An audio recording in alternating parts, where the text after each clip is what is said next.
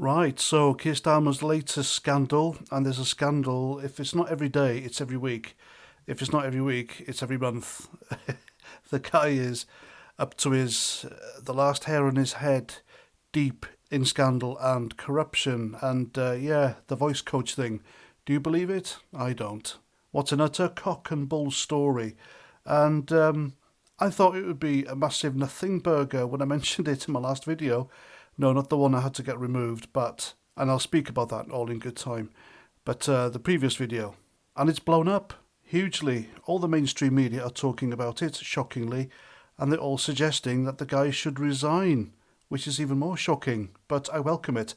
I want this guy gone, this Keir Starmer fella. He is a danger to Britain, the most dangerous politician in the UK today.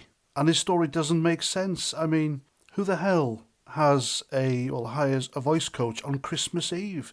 Who do you spend Christmas Eve with? Your family. But there's been rumours abound for a while now that the relationship or the marriage isn't all it appears or what it's presented as. This guy, this Keir Starmer, he shouted from the rooftops when Boris Johnson had a slice of cake in Downing Street and he had to quit over it. He promised to resign if the police found him guilty of breaking the lockdown rules. When he was photographed, as you can see here, meeting other people for beer and pizza and a korma. Of course, that was too much political pressure on the police. If they found him guilty and he had to resign, then the lefties, they'd make a massive riot over it, wouldn't they? So, of course, they had to find him not guilty, and off he went with his day, business as usual.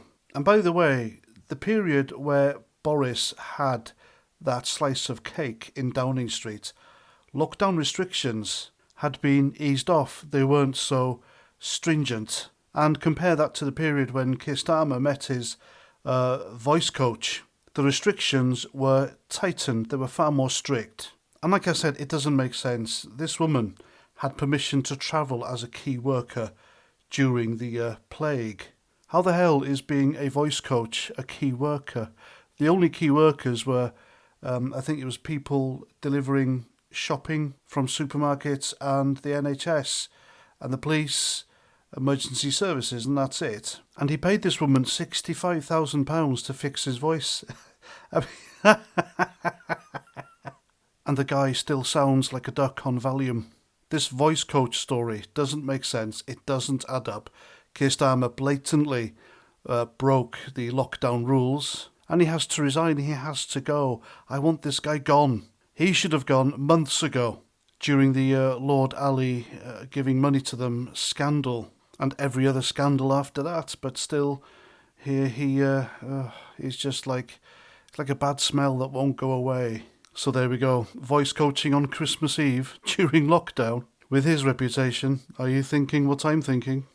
Anyway, there we go. I'm past 49. Thanks for watching. And I'll see you at the next video. Roger Trout.